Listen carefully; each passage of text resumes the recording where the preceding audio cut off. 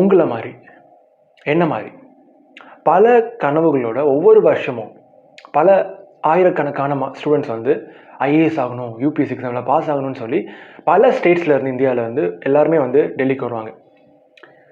So அப்படி வரவங்களோட family மெம்பர்ஸ்லாம் அவங்கள்ட்ட என்ன எதிர்பார்ப்பாங்க?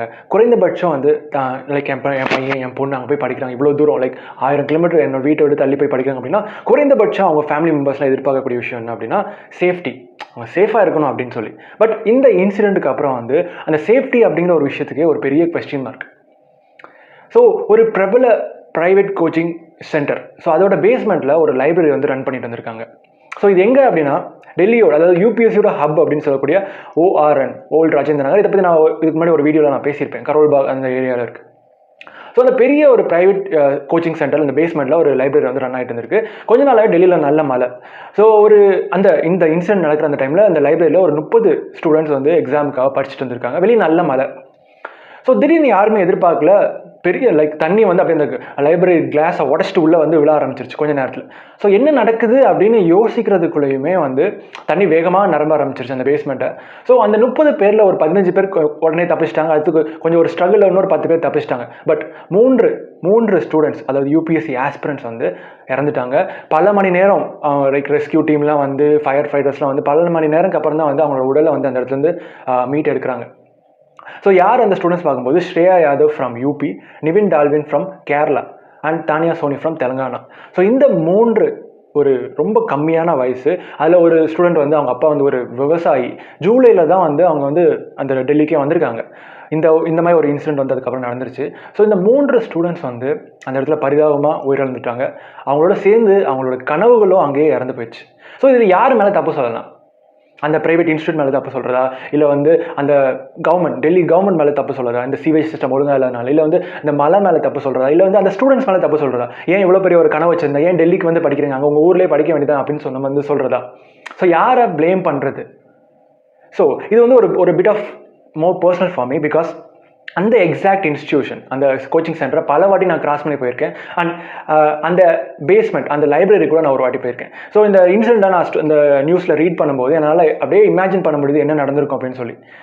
ஸோ என்னோட ஃப்ரெண்ட்ஸ் இன்னும் ஸ்டில் அங்கே வந்து ஸ்டூடெண்ட் ப்ரொடெஸ்ட் பண்ணிட்டு இருக்காங்க. நியாயம் வேண்டி அங்கே இருக்க நிறைய ஸ்டூடெண்ட்ஸ், யூபிஎஸ்சி ஆஸ்பிரண்ட்ஸ் எல்லாம் சேர்ந்து ப்ரொடெஸ்ட் பண்ணிட்டு இருக்காங்க. ஸோ என்னோட ஃப்ரெண்ட்ஸ் அங்கே ப்ரொடெஸ்ட்டில் இருக்காங்க. ஸோ அவங்க நிறைய விஷயம் சொன்னாங்க அண்ட் நிறைய கிளிப்ஸ் எனக்கு அனுப்புனாங்க, லைக் குரூப்பில், வாட்ஸ்அப் குரூப்லாம் வந்துச்சு. ஸோ அதெல்லாம் நான் இந்த வீடியோவில் அங்கங்கே ஆட் பண்ணியிருக்கேன். ஸோ அங்கே உண்மையில என்ன நடந்துட்டு இருக்கு இப்போ அப்படிங்கிறது உங்களுக்கு தெரியணும் அப்படின்னு நினைக்கிறேன். ஸோ நான் அங்கே இருந்திருந்தேன்னா டெஃபினட்டாக அந்த ப்ரொடெஸ்ட்டில் பார்ட்டிசிபேட் பண்ணிடுவேன். பட் என்னால் அங்கே இருக்க முடியல இப்போ. ஸோ நான் என்ன பண்ணலாம் அப்படின்னு யோசிக்கும் போது இந்த வீடியோ மூலிமா இன்னும் நிறைய பேருக்கு இதை தெரியப்படுத்தலாம், உண்மையிலே என்ன நடக்குது அப்படின்னு சொல்லி. பிகாஸ் அங்கே நடக்கிறது நிறைய விஷயங்கள் நியூஸில் வர்றது இல்லை அப்படிங்கிறது தான் உண்மை. ஸோ இந்த வீடியோவில் நம்ம என்ன பார்க்க போகிறோம் அப்படின்னா, இந்த இன்சிடென்ட் நடந்தது, எப்படிலாம் நடந்துச்சு, யார் காரணம், யார் அரெஸ்ட் பண்ணியிருக்காங்க, என்ன மாதிரியான காம்பன்சேஷன் பண்ணியிருக்காங்க, இதுக்கப்புறம் இந்த மாதிரி ஒரு பிரச்சனை நடக்குமா நடக்காதா, ஸோ என்ன மாதிரியான ஸ்டெப்ஸ்லாம் நடந்துட்டு இருக்கு அங்கே, அண்ட் இந்த ஸ்டூடெண்ட் ப்ரொடெஸ்ட்டில் என்ன டிமாண்ட் பண்ணுறாங்க, அவங்களோட டிமாண்ட்ஸ் என்ன அப்படிங்கிறது எல்லாத்தையுமே நம்ம இந்த வீடியோவில் ஃபுல்லாக பார்க்கலாம். ஸோ நீங்கள் வீடியோவை ஃபுல்லாக பாருங்கள், ஸ்கிப் பண்ணாமல்.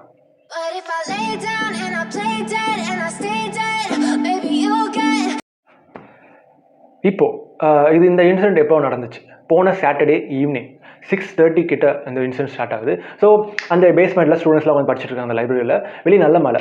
ஸோ ஒரு 6:35க்கு அப்புறம் வந்து இந்த தண்ணி வந்து நிறைய வர ஆரம்பிச்சனால அந்த லைப்ரரி கேட்டை உடச்சிட்டு உள்ளே வந்து விழுக ஆரம்பிச்சிச்சு. ஸோ இந்த 6:35 to the 7 அதுக்குள்ளேயுமே வந்து அந்த 7 மணி அளவுலேயே வந்து அந்த பேஸ்மெண்ட் ஃபுல்லாகவே தண்ணி நிறைஞ்சிச்சு. ஸோ அவ்வளோ தண்ணி உள்ளே வர ஆரம்பிச்சிச்சு. ஸோ உடனே அந்த உள்ளே இருந்த ஒரு லைக் 30 to 40 ஸ்டூடெண்ட்ஸில் ஒரு 15 பேர் உடனே தப்பிச்சிட்டாங்க. அப்புறம் ஒரு 10 to 12 வந்து கொஞ்சம் அவங்களே வந்து ரெஸ்கியூ பண்ணி கொண்டு போய் ஹாஸ்பிட்டலில் ஜாயின் பண்ணிட்டாங்க. ஸோ இந்த 7 மணிக்கு தண்ணியெல்லாம் வந்து அந்த தண்ணி உள்ளே வர வந்து உடனே செக்யூரிட்டி கார்டு, அந்த இன்ஸ்டியூட் செக்யூரிட்டி கார்டு என்ன பண்ணுறாங்கன்னா உடனே வந்து பவர் சப்ளை ஆஃப் பண்ணிடுறா. ஸோ இதுவே வந்து ஒரு பெரிய அங்கே உள்ள இருக்கவங்களும் ஒரு பயத்தை உருவாக்கிடும்ல. ஸோ ஏன்னா வந்து ஷாக் ஆகிடக்கூடாது அப்படிங்கிறதுக்காக பவர் சப்ளை ஆஃப் பண்ணிடுறாரு. பட் 7 மணிக்கு அளவுக்குலாம் வந்து அந்த பேஸ்மெண்ட் ஃபுல்லாகவே தண்ணி நிறைஞ்சிருச்சு. ஸ்டூடெண்ட்ஸ் வந்து அங்கே உள்ள இறந்துட்டாங்க. ஸோ இந்த 6:35 to 7க்குள்ளே இந்த விஷயம் நடக்குதுனால 7:10க்குலாம் வந்து போலீஸ் ரெஸ்கியூஸ் டீம்ஸ் எல்லாருமே உள்ளே வர ஆரம்பிச்சிட்டாங்க. ஸோ வேலையை அவங்க பண்ணது அந்த உள்ளே தேங்கி இருந்த தண்ணியை பம்ப் பண்ணி வெளியே ஏற்றினாங்க. பட் தண்ணி மழை பெஞ்சிட்டே இருக்கனால தண்ணி உள்ளே போயிட்டே இருந்திருக்கு. ஸோ அவங்க வந்து அடுத்து உள்ளே டைவ் பண்ணி போகணும் அப்படிங்கிறதுக்காக அடுத்த ஸ்பெஷல் ஃபோர்ஸஸ் உள்ள வந்து அவங்க டைவ் பண்ணி அந்த 7:10 இருந்து கிட்டத்தட்ட 3 பேரோட அந்த பாடியை அவங்க மீட்கிறதுக்கு 1 மணி ஆயிடுச்சு. ஸோ ஒரு பர்டிகுலர் ஒரு 10 மணிக்கு ஒரு ஆளையும் 11 மணிக்கு ஒரு ஆளையும் கடைசியாக 1 மணிக்கு அவங்க பாடியை மீட்கிறாங்க. இதுக்கு காரணம் அப்படிங்கிறது நிறையா இருக்குது. பட் நீங்கள் அந்த கரோல்பாக் அந்த ஓஆர்என்ல போய் பார்த்தீங்கன்னா நிறைய பேஸ்மெண்ட்டில் இந்த மாதிரி வந்து நிறைய லைப்ரரிஸ் ரன் ஆகிட்டு இருக்கும். என்னோட ஜிம் கூட வந்து ஒரு பேஸ்மெண்ட் ஜிம் தான். பட் என்ன பார்த்தீங்கன்னா 2 என்ட்ரன்ஸ் 2 எக்ஸிட் டோர்ஸ் இருக்கும். மெயின் என்ட்ரன்ஸ் ஜிம்முக்கு போகிறதுனா இன்னொரு எக்ஸிட் டோர் பின்னாடி இருக்கும். பட் இந்த பேஸ்மெண்ட்டில் அந்த மாதிரி இல்லை அப்படிங்கிறது ஒன் ஆஃப் த ரீசனாக சொல்லப்படுது. ஸோ இந்த விஷயம் தெரிஞ்சோன்னே ஏகப்பட்ட ப்ரொட்டஸ்ட், ஏகப்பட்ட ஒரு கொதிப்பு அந்த யூபிஎஸ்சி ஆஸ்பிரன்ட்ஸ்க்கு. பிகாஸ் இது வந்து ஒரு ஃபர்ஸ்ட் டைம் புதுசாக நடக்குதுன்னு கிடையாது. இல்லை 1 மந்த்துக்கு முன்னாடி இது மாதிரி ஒரு விஷயம் அதிகமாக மழை பெய்யறதுனால இந்த பேஸ்மெண்ட் ஏதோ ஒரு இடத்துல நிறைஞ்சிருக்கு. பட் அதெல்லாம் வந்து கண்டுக்காமல் இருந்தனால தான் இப்படி ஒரு விஷயம் நடந்திருக்கு அப்படின்னு சொல்லி ஒரு பெரிய ப்ரொட்டஸ்ட்டே வெடிக்கிறதுக்கான காரணமாயிடுச்சு. ஸோ இப்போது என்ன காரணங்களால் இந்த இன்சிடென்ட் நடந்துச்சு அப்படின்னு சொல்லி பார்க்கலாம். நம்பர் 1, அந்த லைப்ரரி ரன் ஆகிட்டு இருந்த பேஸ்மெண்ட் அதுக்காக கட்டப்பட்டதே கிடையாது அப்படிங்கிறது தான் மொதல் ரீசன். ஸோ இந்த மாதிரி அவங்க வந்து இல்லீகலாக அந்த இடத்துல லைப்ரரி ரன் பண்ணிட்டு இருந்திருக்காங்க. அந்த பேஸ்மெண்ட் அப்படிங்கிறது அந்த ஸ்டோரேஜ், அந்த இன்ஸ்டியூட்டோட ஸ்டோரேஜுக்கும் பார்க்கிங் வசதிக்காக கட்டப்பட்டது. பட் அவங்க இல்லீகலாக லைப்ரரி ரன் பண்ணிட்டு இருக்கிறதா முதல் காரணமாக சொல்லப்படுது. இந்த பிரைவேட் இன்ஸ்டியூட் மட்டும் கிடையாது, இந்த மாதிரி நிறைய பிரைவேட் இன்ஸ்டியூட் இதுக்கப்புறம் இந்த இன்சிடென்ட்க்கு அப்புறம் வந்து நிறைய இடத்த சீல் பண்ணியிருக்காங்க. நீங்கள் ஜஸ்ட் அந்த ரோட்டில் நடந்து போய் பார்த்தாலே தெரியும். அவ்வளோ பேஸ்மெண்ட்டில் அவ்வளோ கடைகள், ஜிம்மு, இந்த மாதிரி நிறைய இது ரன் ஆகிட்டு இருக்கும். ஸோ எவ்வளோ இது பெர்மிஷன் வாங்கி நடத்துகிறாங்க அப்படிங்கிறது கிடையாது, அப்படிங்கிறது நமக்கு தெரியாது. ஸோ 2வது ரீசன் என்னென்னா அந்த ட்ரைனேஜ் சிஸ்டம். ஸோ அங்கே அந்த பர்டிகுலராக அந்த ஏரியாவில் அந்த ட்ரைனேஜ் சிஸ்டம் அதோட வேலையை பார்க்கல. ஸோ அதுவும் ஒரு தண்ணி அதுவும் வாட்டர் ஃப்ளோ அதிகமாக இருக்குது ஒரு காரணமாச்சு. 3வது டோப்போகிராஃபி. அந்த இன்ஸ்டியூட் இருந்த லொக்கேஷன் வந்து ஒரு பள்ளமான ஒரு பகுதி அப்படின்னு சொல்கிறாங்க. ஸோ அதனாலே வந்து தண்ணி சுற்றி இருக்க தண்ணிலாம் வந்து அந்த இன்ஸ்டியூட் நோக்கி வருது. அவங்க சரியான அந்த ப்ரொடெக்ஷன் போடல, அந்த பில்டிங்க்கு சரியான ஒரு பாதுகாப்பு போடாதனால இன்னும் தண்ணி வந்து உள்ளே விழுக ஆரம்பிச்சிருச்சு அப்படின்னு சொல்கிறாங்க. யாரெல்லாம் அரெஸ்ட் பண்ணியிருக்காங்க அப்படின்னு பார்க்கும்போது அந்த கோச்சிங் சென்டரோட ஓனர் அண்ட் கோஆர்டினேட்டர் அவங்கள அரெஸ்ட் பண்ணியிருக்காங்க. அண்ட் பில்டிங் ஓனர் அரெஸ்ட் பண்ணியிருக்காங்க. 2வது அந்த சைடு ஒரு தண்ணி நல்லா ரோட்டில் தண்ணி நல்லா நனைஞ்சிட்டு இருக்கும்போது அந்த இன்ஸ்டியூட்டை கிராஸ் பண்ணி போன ஒரு கார் டிரைவரையும் அரெஸ்ட் பண்ணியிருக்காங்க. காரணம் என்ன அப்படின்னா, நம்ம ஃபுல்லாக தண்ணி நனைஞ்சிட்டு இருக்கு, கார் போச்சு அப்படின்னா சுற்றி தண்ணி தெரிக்கும்ல, அந்த மாதிரி அவர் வேகமாக போனதும் அந்த தண்ணி தெரிச்சதும் அந்த லைப்ரரிக்குள்ளே இன்னும் தண்ணி போனதுக்கு ஒரு காரணம் அப்படின்னு சொல்லி அவரையும் அரெஸ்ட் பண்ணியிருக்காங்க. இதெல்லாம் ஸோ இன்னும் நிறைய பேர் அரெஸ்ட் பண்ணுவோம், இன்னும் ஃபர்தர் ஆக்ஷன் எடுப்போம் அப்படின்னு சொல்லி கவர்மெண்ட் சொல்லியிருக்கு. அண்ட் அந்த 3 பேரோட உடலில் வந்து அதுக்கப்புறம் அவங்க பேரண்ட்ஸ் அவங்களை கால் பண்ணி வர சொல்லி ஒப்படைச்சிருக்காங்க போல இருக்குது. என்னோட ஃப்ரெண்ட்ஸ் கொஞ்சம் பேர் போயிருக்காங்க ஹாஸ்பிட்டலுக்கு. நிறைய ஸ்டூடெண்ட்ஸ் வந்து அமௌண்ட் டொனேட் பண்ணியிருக்காங்க. And lieutenant governor of Delhi அவர் வந்து ஒவ்வொரு ஸ்டூடெண்ட்ஸ்க்கும் வந்து 10 லட்ச ரூபாய் அப்படின்னு சொல்லி ஏதோ காம்பன்சேஷன் அனௌன்ஸ் பண்ணியிருக்காரு. பட் எவ்வளோ காம்பன்சேஷன் கொடுத்தாலும் இதை வந்து ஈடு செய்ய முடியாது. பட் ஃபேரான ஒரு காம்பன்சேஷனாக இது அப்படின்னா கிடையாது. இதுக்கான காரணம் என்ன அப்படிங்கிறத நான் பின்னாடி சொல்கிறேன். ஸோ சில விஷயங்கள் என்னோடய ஃப்ரெண்ட்ஸ் சொன்ன விஷயங்கள். ஸோ எப்படின்னா, இந்த ஸ்டூடெண்ட் ப்ரொடெஸ்ட் பண்ணுற இடத்துல வந்து நிறைய ஸ்டாஃப்ஸ் வந்து கலந்துக்கல அப்படிங்கிற ஒரு ஏமாற்றத்தை சொன்னாங்க. நாங்கள் யாரெல்லாம் வந்து ஒரு ரோல் மாடலாக நினச்சோமோ, எங்கள் கிளாஸில் எத்திக்ஸ் சொல்லிக் கொடுத்த ஸ்டாஃப்ஸாக இருக்கட்டும், நாங்கள் யாரெல்லாம் வந்து ஒரு கடவுள் மாதிரி பார்த்தோமோ அவங்க யாருமே இந்த ப்ரொடெஸ்ட்டுக்கு சப்போர்ட் பண்ணல, யாருமே நேரில் வந்து பார்க்கல. ரொம்ப கம்மியான இன்ஸ்டியூட்டோட ஸ்டாஃப்ஸ் தான் வந்திருந்தாங்க அப்படிங்கிற ஒரு விஷயமும் சொல்லியிருந்தாங்க. ஸோ யாருமே பெருசாக சப்போர்ட் பண்ணல அப்படின்னு சொல்லியிருந்தாங்க. 2வது விஷயம், இந்த ஸ்டூடெண்ட்ஸ் இந்த 3 பேரில் வந்து ஸ்ரேயா அப்படிங்கிற ஒரு பொண்ணு வந்து ரொம்பவே ப்ரில்லியண்ட்டாக, அவங்க அப்பா தான் வந்து விவசாயி, ரொம்ப ப்ரில்லியண்ட்டாக ரொம்ப ஒரு இன்டெலிஜென்ட், நல்ல ஒரு அகாடமிக் ரெக்கார்ட்ஸ் உள்ள ஒரு பொண்ணு. இப்போ தான் வந்தாங்க. பட் ஒரு ஐஏஎஸ் ஆகணும் அப்படிங்கிற ஒரு கனவோட வந்தாங்க. ஆனால் இப்படி ஒரு விஷயம் நடந்துச்சு சொல்லி அவங்க அப்பா அம்மா ரொம்ப கண்ணீர் விட்டு அழுதாங்க அப்படின்னு சொல்லியிருந்தாங்க. 2வது அந்த நிவின் டால்வின் கேரளாவை சேர்ந்த ஒரு பையன் வந்து அவங்க அம்மா அப்பா இந்த விஷயத்துக்கு அவங்க அம்மா இந்த விஷயத்தை கேட்டு அப்படியே வந்து மயக்கம் போட்டு கீழே விழுந்துட்டாங்க. அவங்களே வந்து ஹாஸ்பிட்டல் சேர்ந்துருந்தாங்க அப்படிங்கிற ஒரு விஷயமும் கேள்விப்பட்டேன். ஸோ ஸ்டூடெண்ட்ஸோட அந்த டிமாண்ட்ஸ் என்ன, அங்கே ஏன் இன்னும் இப்போவும் ப்ரொடெஸ்ட் நடந்துட்டு இருக்கு, என்ன விஷயங்கள் அவங்க எதிர்பார்க்குறாங்க, இந்த மாதிரியான ஒரு விஷயம் இதுக்கப்புறம் நடக்கக்கூடாது அப்படிங்கிறது ரொம்பவே முக்கியம். நடந்தது நம்மளால் மாற்ற முடியாது, பட் திரும்ப இந்த மாதிரி நடக்கக்கூடாது. பிகாஸ் இன்னொன்று, ஸோ நாட் ஒன்லி இன்ஸ்டியூட் மட்டும் கிடையாது, பேஸ்மெண்ட் நிறைய பிஜிலையும் பேஸ்மெண்ட்ஸ் இருக்குது. ஸோ அதுலேயும் வந்து இல்லீகலாக ரூம் ஸ்டே பண்ணியிருக்குது, அப்படிப்பட்ட பிஜிஸும் இருக்குது. ஸோ அதையுமே வந்து நீங்கள் சீல் பண்ணணும் அப்படிங்கிற ஒரு வார்னிங் கொடுக்கணும், ஒரு நோட்டீஸ் கொடுக்கணும்னு சொல்லி நிறைய டிமாண்ட்ஸ் இருக்குது. ஸோ என்னென்ன டிமாண்ட்ஸ்லாம் அப்படிங்கிறத நான் வரிசையாக இப்போ ரீட் பண்ணுறேன். ஒரு இமேஜ் இப்போது அந்த ஸ்டூடெண்ட்ஸோட டிமாண்ட்ஸ் என்னென்ன, அவங்க என்ன டிமாண்ட்ஸ்லாம் வைக்கிறாங்க அப்படிங்கிறத நம்ம பார்க்கலாம். நம்பர் 1, இப்போது இறந்த அந்த 3 ஸ்டூடெண்ட்ஸ்க்குமே வந்து 1 கோடி ரூபாய் காம்பன்சேஷன் கொடுக்கணும் அப்படிங்கிறது முதல் டிமாண்ட். ஸோ நிறைய பேர் யோசிக்கலாம் 1 கோடி ரூபாவா அப்படின்னு சொல்லி. இந்த யூபிஎஸ்சி கோச்சிங் இண்டஸ்ட்ரி அப்படிங்கிறது எவ்வளோ பெருசு அப்படிங்கிறது தெரிஞ்சிட்டிங்கன்னா நீங்கள் வந்து இது வந்து ஒரு பெரிய அமௌண்ட்டாக உங்களுக்கு தெரியாது. ஒரு $1 பில்லியன் இண்டஸ்ட்ரி. நான் ஞாபகம் வச்சுக்கோங்க, இந்த யூபிஎஸ்சி கோச்சிங் இண்டஸ்ட்ரி அப்படிங்கிறது ஒரு 8,000-10,000 கோடிக்கு மேலே ஒரு வருவாய் ஈட்டக்கூடிய ஒரு இண்டஸ்ட்ரி. ஸோ அப்படி இருக்கும்போது இந்த 1 கோடி அப்படிங்கிறது ஒரு விஷயமே கிடையாது. But at the same time இந்த 1 கோடி காம்பன்சேஷனுங்கிறது அது அவங்களுக்கு ஈடே ஆகாது. பிகாஸ் அவங்க தான் அவங்க ஃபேமிலியோட ஃபியூச்சர் ஜென்ரேஷன். ஓகேவா? அவங்க ஃபேமிலியே அவங்கள நம்பி தான் இருக்குது ஃபியூச்சரில். அப்படி இருக்கும்போது அவங்க இல்லாமல் போனது திரும்ப என்ன இன்னொரு குழந்தை பெற்று 20 வருஷம் வளர்த்து அப்படியே பண்ண முடியும். And at the same time அவங்களோட அந்த எவ்வளவுக்கு அமௌண்ட் கொடுத்தாலும் வந்து இது ஈடாகாத ஒரு விஷயம். பட் அட்லீஸ்ட் ஒரு ஃபேர் அமௌண்ட்டாவது கொடுக்கணுக்காக அந்த 1 கோடி ரூபாய் அப்படிங்கிற ஒரு காம்பன்சேஷன் வச்சுருக்காங்க.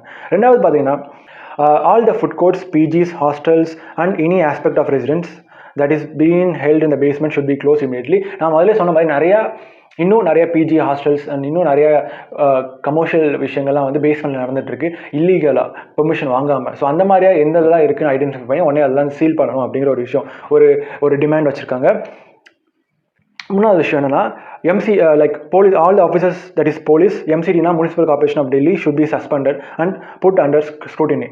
விசாரிப்புக்கு உட்படுத்தப்படணும் அப்படிங்கிற ஒரு விஷயம் இருக்காங்க. இந்த கன்ஸ்ட்ரக்ஷன் இந்த ப்ரைவேட் இன்ஸ்டியூட் இருக்க அந்த பில்டிங் கன்ஸ்ட்ரக்ஷனுக்கு சைன் பண்ண அந்த ஆஃபீஸர் அவரை வந்து பனிஷ் பண்ணணும், சஸ்பெண்ட் பண்ணணும் அப்படிங்கிற ஒரு விஷயம் சொல்லியிருக்காங்க.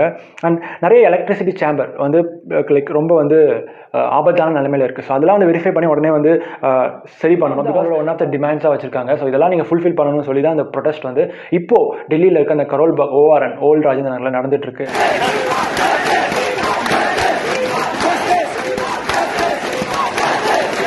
ஸோ நீங்கள் இதை தெரிஞ்சுக்கணும். நீங்கள் போய் லைக் டெல்லியில் போய் யூபிஎஸ்சி படிக்கணும் அப்படின்னு நினச்சிங்கன்னா எவ்வளோ செலவாகும் அப்படிங்கிறத லைக் நாங்கள் எவ்வளோ பே பண்ணுறோம், பட் எங்களுக்கு வந்து ஒரு சேஃப்டி இல்லை அப்படிங்கிறது தான் எல்லா ஸ்டூடெண்ட்ஸ் அண்ட் பேரண்ட்ஸோட ஒரு ஆதங்கம். அதுக்காக தான் நிறைய பேர் வந்து லோன் எடுத்துகிட்டு போய் ஏன் படிக்கிறாங்க அப்படின்னா இந்த செலவுகள் பார்த்து தான்.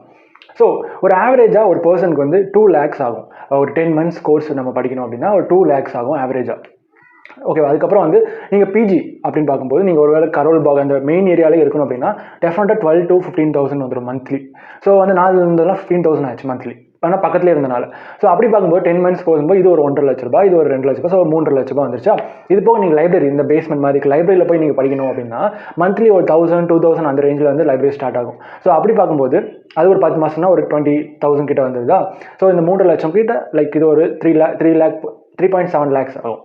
ஸோ இது போக வந்து ஆப்ஷனலுக்கு அப்படின்னு நம்ம படிக்கணும் அப்படிங்கும்போது ஒரு 25,000 ஸ்டார்ட் ஆகும் எந்த ஆப்ஷனாலும். அது போக வந்து நல்ல பெரிய இன்ஸ்டியூட்டில் படிக்கும்போது அது 50,000 75,000 கூட ஆப்ஷனலுக்கு மட்டுமே செலவாகும். ஸோ இந்த 2 lakhs அப்படிங்கிறது ஜென்ரல் கோர்ஸுக்கு, ஆப்ஷனல் அப்படிங்கும் வரும்போது 50 to 75K ஆகும்.